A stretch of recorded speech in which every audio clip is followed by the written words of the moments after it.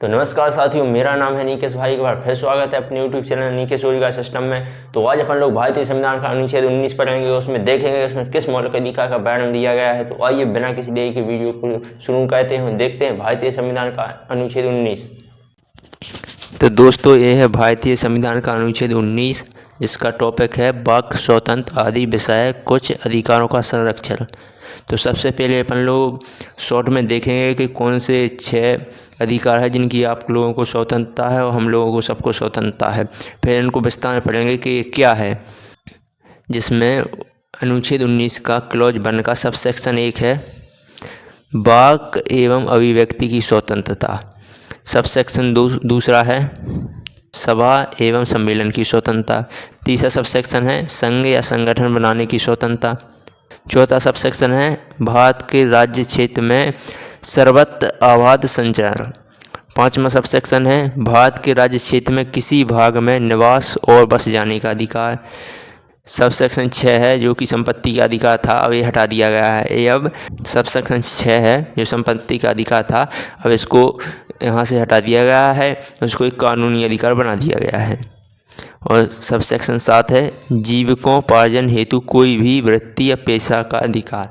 तो ये तो होगा शॉर्ट में। मुझे लगता है ज़्यादातर आप लोगों को समझ में नहीं आया होगा, तो अब इसको विस्तार में पढ़ते हैं कि आपको कितनी स्वतंत्रता है।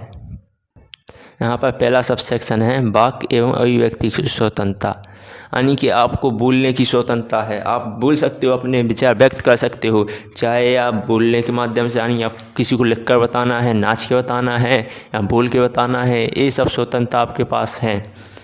इसमें लिखा है प्रेस, व्यावसायिक विज्ञापन, फोन टैपिंग के विरुद्ध शांति का अधिकार, सरकारी गतिविधि जानने का अधिकार, प्रदर्शन का अधिकार। यानी कि मान लो आपको कोई अपनी दुकान का प्रमोशन करवाना है तो वो भी करवा सकते हो।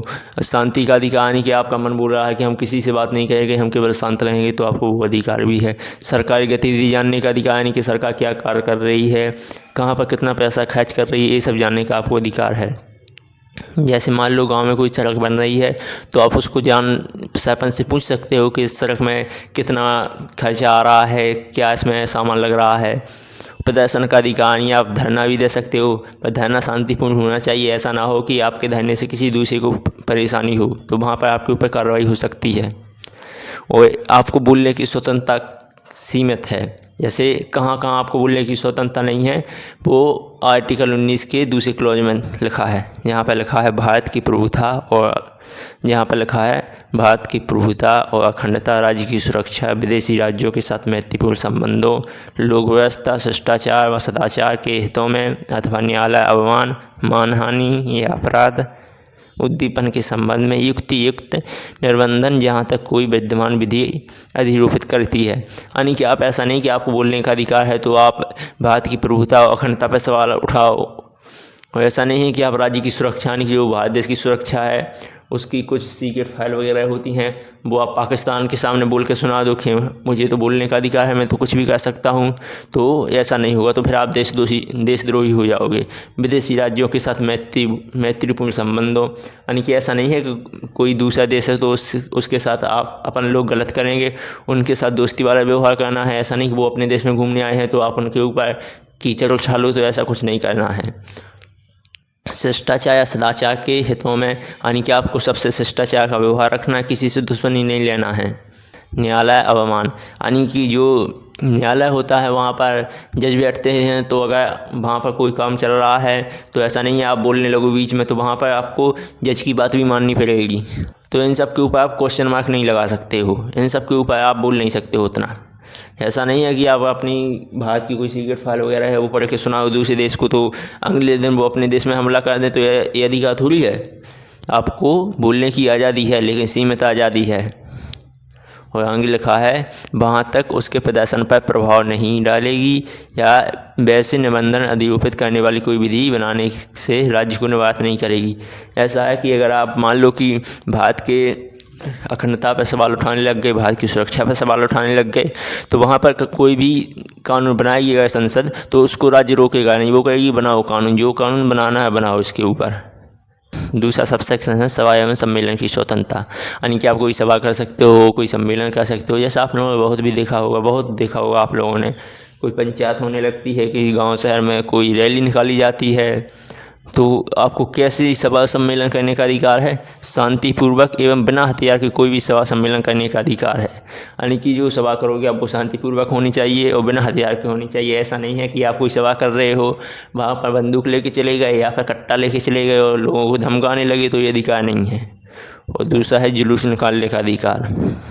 तो आपको सभा एवं सम्मेलन निकालने की कितनी स्वतंत्रता है वो बताया गया है अनुच्छेद 19 के क्लॉज 3 में।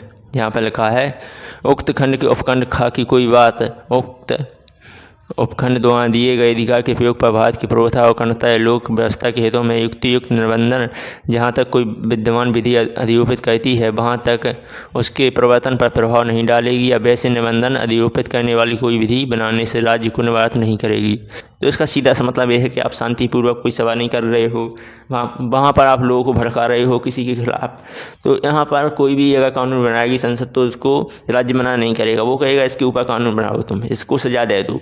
ऐसा नहीं है कि आप वहाँ पर बंदूक लेके पहुँच गए हो, कहो कि इनको मारना है, अपन लोग इनको मारेंगे, तो वहाँ पर आपके ऊपर कार्रवाई होगी। तो वहाँ पर जो भी कानून बनाएगी सरकार तो उससे राज्य कोई भी राज्य मना नहीं करेगा। तो वहाँ पर जो भी कानून बनाएगी सरकार तो उसको रोका नहीं जाएगा। तीसरा सब सेक्शन है संघ या संगठन बनाने की स्वतंत्रता। मतलब कि आप कोई संघ भी बना सकते हो, संगठन भी बना सकते हो, जिसमें लिखा है राजनीतिक दल बनाना। यानी कोई राजनीतिक पार्टी बनानी है आपको, बीजेपी हो गई, आज़ाद समाज पार्टी हो गई, कांग्रेस हो गई, बहुजन समाज पार्टी हो गई, और भी तमाम पार्टी हैं। तो ऐसी कोई भी राजनीतिक दल भी बना सकते हो आप। कंपनी बनाना, यानी कोई आपको कंपनी खोलनी है तो कंपनी बना सकते हो आप। सरकारी समिति भी बना सकते हो, कोई क्लब है वहाँ पर संगठन भी बना सकते हो। इन सब का अधिकार है आपको। और यहाँ पर प्रतिबंध है जो वो लिखा है अनुच्छेद 19 के क्लॉज 4 में। यहाँ पर लिखा है उक्त खंड के उपखंड गा की कोई बात उक्त उपखंड द्वारा किए गए अधिकार के प्रयोग पर भारत की प्रभुता और अखंडता का लोक व्यवस्था या सदाचार के हितों में युक्तियुक्त निबंधन जहाँ तक कोई विद्यमान विधि अधिरूपित करती है वहाँ तक उसके प्रवर्तन पर प्रभाव नहीं डालेगी या वैसे निबंधन अधिरूपित करने वाली कोई विधि बनाने से राज्य को निवारित नहीं करेगी। तो इसका सीधा सा मतलब यह है कि आप कोई गैर कानूनी पार्टी बना रहे हो तो वहाँ पर सरकार कार्रवाई कर सकती है, तो उसको कोई रोकेगा नहीं। यहाँ पर चौथा सब सेक्शन है भारत के राज्य क्षेत्र में सर्वत्र आबाद संचरण। इसका मतलब है आप पूरे भारत में कहीं भी घूम सकते हो, आपको घूमने का अधिकार है, लेकिन इसके उपबंध भी हैं जो कि अनुच्छेद 19 के क्लॉज 5 में लिखे हैं कि आप कहाँ पर नहीं घूम सकते हो। तो ये लिखा है उक्त खंड के उपखंड घाव उपखंड इरां के कोई बात उक्त उपखंड द्वारा दिए गए अधिकारों के प्रयोग पर साधारण जनता के हितों में या किसी अनुसूचित जनजाति के हितों के संरक्षण के लिए युक्तियुक्त निबंधन जहाँ तक कोई विद्यमान विधि अधिरूपित करती है वहाँ तक उसके परिवर्तन पर प्रभाव नहीं डालेगी या वैसे निबंधन अधिरूपित करने वाली कोई विधि बनाने से राज्य को निवारित नहीं करेगी। तो इसका सीधा सा मतलब ये है कि आप भारत में कहीं भी घूम सकते हो। तो आप कहीं भी घूम सकते तो ऐसा तो है नहीं कि भारत पाकिस्तान का बॉर्डर है तो वहाँ पर जाकर आप घूमने लग जाएं, तो वहाँ पर प्रतिबंध है। और ऐसी भारत में कई जगह भी हैं जहाँ पर कम संख्या में अल्पसंख्यक लोग रहते हैं, जैसे अनुसूचित जनजाति वगैरह व एसटी के लोग कहाँ रहते हैं, वहाँ की कुछ अलग भाषा है। तो आप वहाँ पर जाओ, उनसे बात करने की कुछ कोशिश करो, वो कुछ अलग भाषा बोलें, आप कुछ अलग भाषा बोलो, तो उनको लगेगा कि आप दुश्मन हो, तो वो आपके ऊपर हमला कर देंगे या आप उनके ऊपर हमला कर दोगे। तो वहाँ पर जाने का आपको अधिकार नहीं है। अगर आप चाहो तो सरकार से परमिशन लेके जा सकते हो, लेकिन परमिशन सरकार भी किसकी अनुमति पे देगी? जो वहाँ के अनुसूचित जनजाति के लोग हैं उनकी अनुमति पर ही सरकार परमिशन देगी। तो वहाँ पर जाने का भी आपको अधिकार नहीं है। तो यहाँ पर अल्पसंख्यक लोग रहते हैं या कोई बॉर्डर वगैरह हो गया तो वहाँ पर जाने का अधिकार नहीं है। तो इसका सीधा सा मतलब ये है कि भारत के राज्य क्षेत्र के किसी भाग में निवास करने और बस जाने का अधिकार, यानी कि आप भारत में कहीं भी रह सकते हो। भारत के जो राज्य हो गए, भारत के केंद्र शासित प्रदेश हैं, वहाँ पर जाके आप किराए से भी रह सकते हो या वहाँ पर जाकर आप घर ले लो तो वहाँ पर अपनी पूरी फैमिली के साथ भी रह सकते हो। तो आप कहाँ नहीं रह सकते हो वो लिखा है अनुच्छेद 19 के क्लॉज 5 में। जो कि पिछला भी है।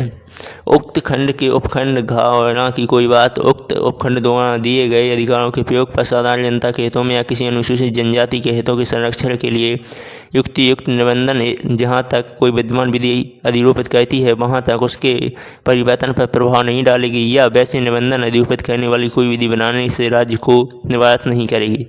तो ये पिछले वाला जो मैंने बताया था आपको, चौथा सब सेक्शन है, सेम वही का है। तो इसका सीधा सा मतलब ये है कि आपको बस जाने का अधिकार है, कहीं भी किराए से रहने का अधिकार है। तो ऐसा नहीं है कि कोई गांव है वहाँ पर अस्पताल खुली है, कोई अस्पताल बन गई नहीं, वहाँ पर डॉक्टर की नियुक्ति नहीं हुई है, तो आप वहाँ पर जाओ ताला तोड़ कर रहने लगो किराए से, तो आप कहोगे कि मुझे तो यहाँ पर रहने का अधिकार है, कहीं भी रह सकता हूँ। तो ऐसा नहीं है, आपको किराए से रहने का अधिकार है लेकिन सरकारी संपत्ति पर रहने का अधिकार नहीं है।